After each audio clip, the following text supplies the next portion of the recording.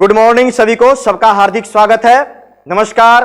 CL career academy के इस YouTube platform पर जहां पर हम डेली बेसिस पर करंट अफेयर्स लेकर आते हैं। कुछ टेक्निकल इश्यू के कारण पिछले 2 दिन से करंट अफेयर्स नहीं आ पा रहा था, लेकिन आज से अब बिल्कुल कंटिन्यू करंट अफेयर्स आपको आएंगे। बिल्कुल आप डेली बेसिस पे देखिए, आपके कोई करंट अफेयर जो है मिस नहीं होगा। आप जरूर हमारा करंट अफेयर्स हमारे यूट्यूब के सारे वीडियो देखिए, हमारे चैनल को लाइक अब सब्सक्राइब जरूर करिए और साथ ही साथ इस वीडियो को अधिक से अधिक शेयर करिए जिससे दूसरे भी लाभ उठा सकें।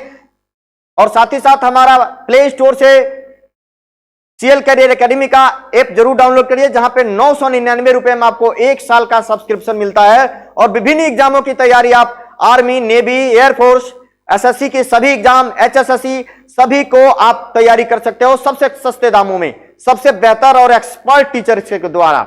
चलिए तो आज का हम देखते हैं। पहला प्रश्न हमारे स्क्रीन पर है, एशिया पावर इंडेक्स 2021 में भारत किस स्थान पर है? एशिया पावर इंडेक्स 2021 में भारत किस स्थान पर है? तो भारत को इसमें चौथा रैंक मिला हुआ है। भारत को कौन सा स्थान मिला है? चौथा, फोर्थ। भारत को चौथा स्थान मिला है, fourth is the right answer. चलिए इसका हम व्याख्या देखते हैं क्या है। लोबी इंस्टीट्यूट के द्वारा जारी किया जाता है, यह भी आप ध्यान रखेंगे। किसके द्वारा? लोबी इंस्टीट्यूट के द्वारा जारी किया जाता है। भारत एशिया प्रशांत क्षेत्र में व्यापक शक्ति के मामले में 37.7 के समग्र स्कोर के साथ चौथा सबसे शक्तिशाली देश बन गया है। दुनिया में शीर्ष देश कौन से हैं? संयुक्त राज्य अमेरिका, चीन, जापान। एशिया में चीन 1 नंबर पर है, आप ये भी ध्यान रखेंगे। लोबी इंस्टीट्यूट के द्वारा जारी किया। लोबी इंस्टीट्यूट का मुख्यालय सिडनी में है। चलिए अगला प्रश्न हम देखते हैं। विश्व मलेरिया रिपोर्ट 2021 को किसने जारी किया है? विश्व मलेरिया रिपोर्ट को किसने? विश्व स्वास्थ्य संगठन WHO के द्वारा जारी किया गया है। चलिए इसको देखते हैं, मलेरिया रिपोर्ट के बारे में क्या बताया गया है। विश्व स्वास्थ्य संगठन ने हाल ही में विश्व मलेरिया रिपोर्ट जारी किया है। यह रिपोर्ट वैश्विक और क्षेत्रीय स्तर पर मलेरिया से संबंधित आंकड़ों एवं रुझानों पर व्यापक अपडेट प्रदान करता है, जिसमें इस बीमारी के रोकथाम, निदान, उपचार, उन्मूलन और निगरानी संबंधी जानकारियों को शामिल किया गया है। WHO का मुख्यालय कहां है? WHO का मुख्यालय है जेनेवा में, स्विट्जरलैंड। Geneva, Switzerland. इसकी स्थापना कब हुई थी? तो इसकी स्थापना हुई थी 1948 में। और वर्तमान में WHO का मुखिया कौन है? तो इसके मुखिया हैं टेड्रोस एधानम घेब्रेयेसस। टेड्रोस एधानम इसके मुखिया हैं। चलिए अगला प्रश्न हम देखते हैं। बिम्स्टेक देशों, बिम्स्टेक BIMSTEC,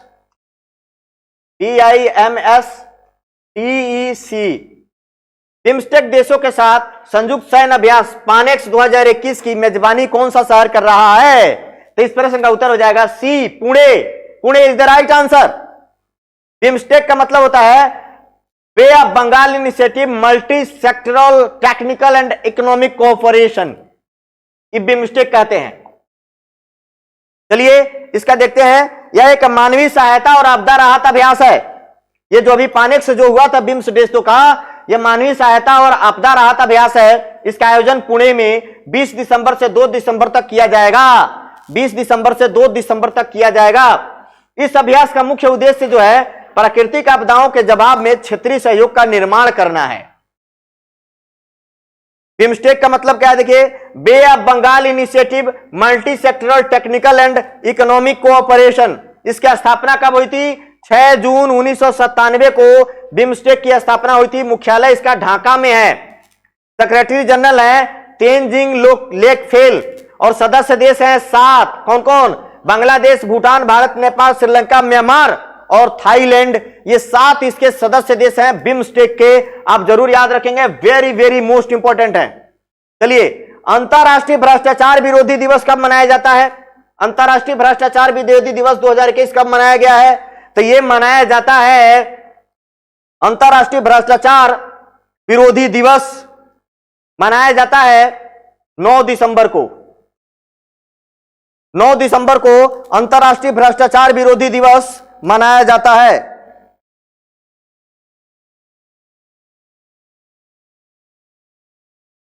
अंतर्राष्ट्रीय भ्रष्टाचार विरोधी दिवस मनाया जाता है?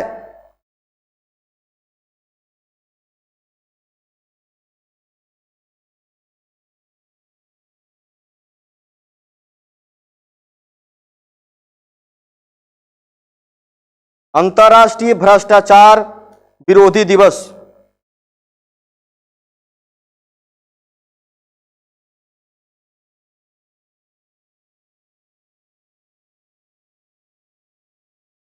नौ दिसंबर को मनाया जाता है। चलिए इसका एक्सप्लेनेशन देखते हैं क्या है। भ्रष्टाचार विरोधी के लिए जन जागरूकता बढ़ाने के लिए प्रतिवर्ष दिसंबर को अंतर्राष्ट्रीय भ्रष्टाचार विरोधी दिवस मनाया जाता है। उद्देश्य क्या है? इस दिवस को मनाने का उद्देश्य लोगों को भ्रष्टाचार के प्रति जागरूकता करना है।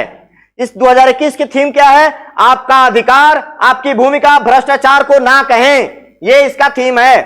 चलिए अगले प्रश्न पर आते हैं। चौथे एशिया युवा पैरा खेल में भारत ने कुल कितने पदक जीते हैं? तो ध्यान रखिएगा, मनामा बहरीन में इसका आयोजन हुआ था, चौथा संस्करण था चौथे एशिया युवा पैरा खेल का, जिसमें भारत ने 41 पदक जीते हैं। D is the right answer.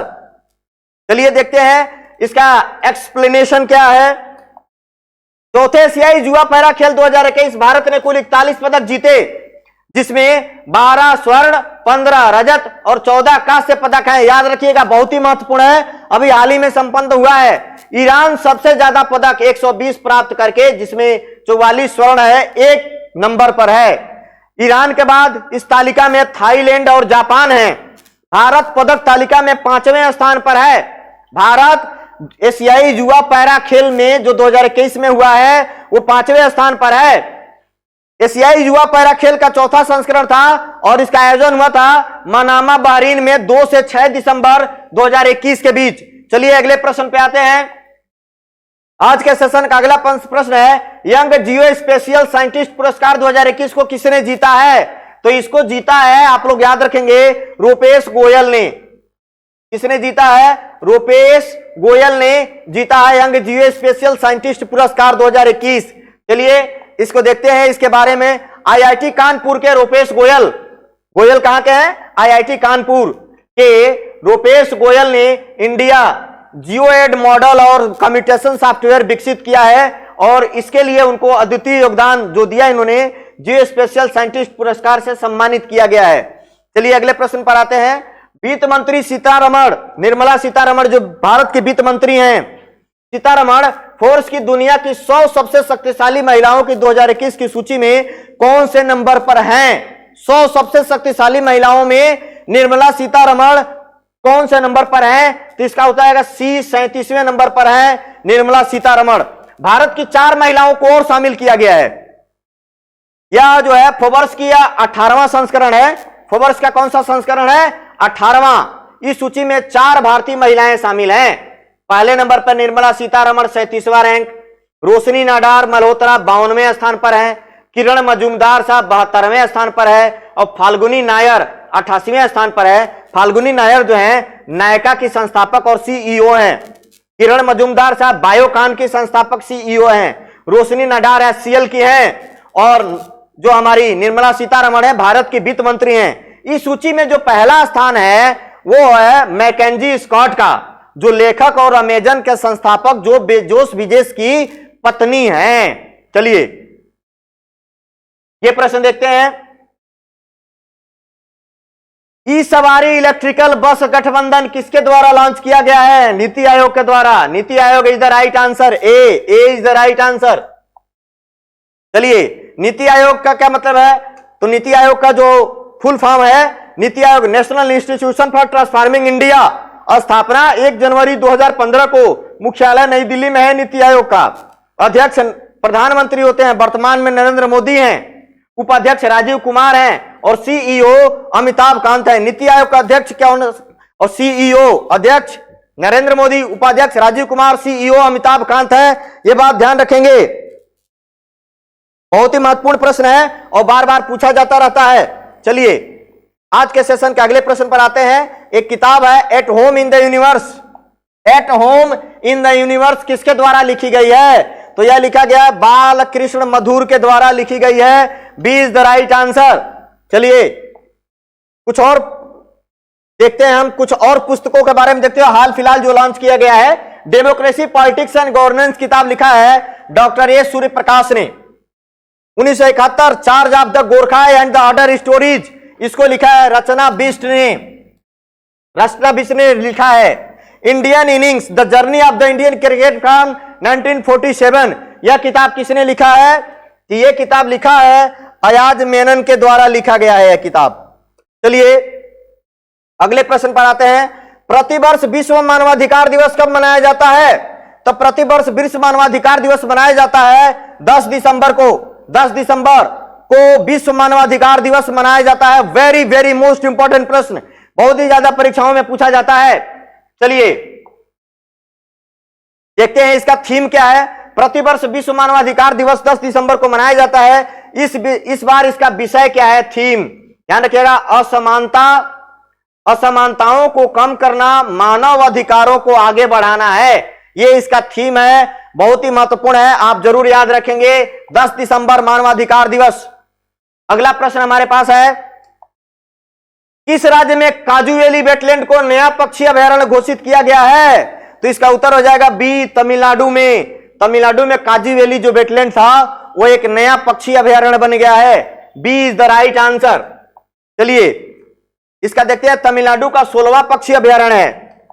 Tamil Nadu का 16वां पक्षी अभयारण्य है, यह बिल्लुपुरम जिले में स्थित है। पुलिकट झील के बाद काजू वैली वेटलैंड दक्षिण भारत में दूसरी सबसे बड़ी खारे पानी की भी झील है।